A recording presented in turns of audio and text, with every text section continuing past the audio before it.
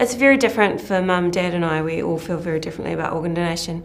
For all of us, it was a positive thing. For Mum, it's been particularly helpful in her grieving process, and she wanted to know straight away who'd received Jared's organs, and that, you know, it's kept confidential, but you find out that a man in his 50s received his heart, and that sort of information.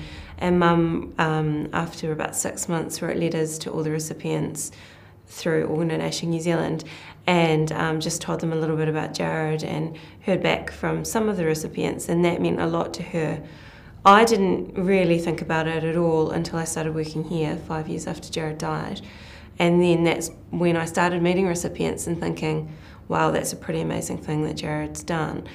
And Dad, on the other hand, is sort of like, Jared's dead, it's great that we donated his organs, the end. So for me personally, it's been really helpful, and especially in my role here. You can't say how you're going to feel in that situation. My auntie always says she doesn't know that she would be able to follow through with her children's wishes if she was ever in that situation, and she was in the hospital when Jared was in hospital. So, you know, even that's why it's difficult. It's not such a cut and dry thing. You never know how you're going to feel when you're thrown into that awful situation.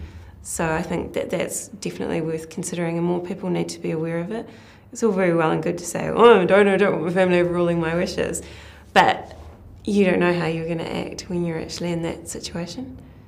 Jared donated his heart, liver, kidneys and his eyes, and so that was 6 people whose lives were saved or dramatically improved from us saying yes to donation.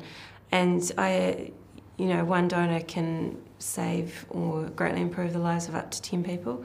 So that in itself is fairly powerful and a bit overwhelming, actually. Just we received a letter from Jared's heart recipient about 6 months after Jared died, and he was just saying that he was a man in his 50s, and he was saying just how his life had been saved pretty well, literally, but now he was able to spend time with his children and play with his grandchildren, and he was able to exercise again and, you know, do all these things that he hadn't been able to do for years. And receiving information like that really just, you know, makes you go, oh goodness, that's really powerful, and we certainly did the right thing, and if we've helped, you know, just one person that much, it's what Jared would have wanted. I can 100% understand how families say no when you're in that situation, and that, you know, Jared was 22, he's fit, healthy, had everything going for him, and they're telling you that he's dead, but he doesn't look dead.